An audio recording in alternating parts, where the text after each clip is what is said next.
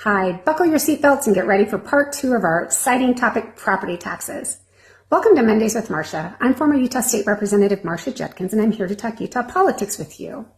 So your total property tax rate is made up of the rates set by various taxing entities, including school districts, cities, counties, and special service districts. And these combined rates vary depending on where you live and what services or bonds are being funded in your area. Rising property taxes are very difficult for many residents to keep up with, especially those on fixed incomes. And a lot of people blame rising property taxes on rising home values caused by inflation. However, in Utah, because of Truth in Taxation, a law that was passed in 1985, our property taxes are not going to automatically increase when our home's fair market value increases. That's because Truth in Taxation requires tax rates to decrease when property values increase, so that a taxing entity, like a school district or city, collects the same revenue year over year regardless of inflation. In other words, state law requires that if property values rise, instead of revenue is also increasing, tax rates have to decrease so that the revenue stays the same. This keeps our property taxes from automatically going up even as our property values increase through inflation.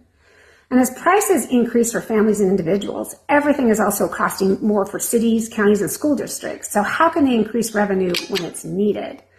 There are 3 main ways. First, they can raise rates through Truth in Taxation. If a taxing entity wants to increase rates, they have to give public notice, have a public hearing, and then the governing council or board must take a public vote to approve the tax increase. Truth in Taxation has increased transparency and has helped to keep property taxes low in Utah because elected officials don't want to vote to increase taxes. But because of this reluctance to vote for any increases, some city and county budgets have had a difficult time keeping up with inflation and infrastructure improvements. So the second way property tax revenue increases is through new growth. Cities automatically collect more property taxes when new properties are built, old properties are redeveloped, or new areas are annexed into city boundaries. And the third way is through bonding, which is a temporary property tax increase for a specific project. Voters have to approve bonds, and once the project is paid off, the tax ends. Bonds are for capital projects like for building schools or libraries because they are just one-time funds. Things like salaries have to be paid ongoing, and so they must come out of a permanently funded source. If your property tax bill is increased, it's usually because there's been a Truth in Taxation process for a rate increase or a voter-approved bond. However, sometimes your tax bill might increase even if the tax rate has dropped or stayed the same. And this is because your home's value has increased more than other homes around you. And so your share of the total tax pie has grown.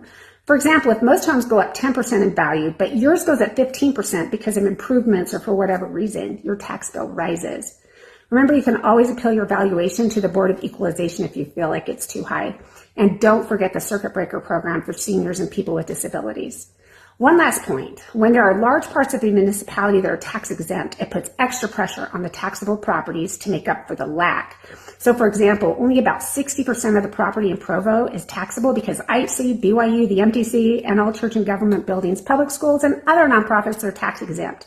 So even though property taxes may not make up the majority of your city, county, or school district's total revenue, they are essential to their budgets. Thanks for listening. Let me know if you have any questions or issues you would like me to explore, and I'll see you next week.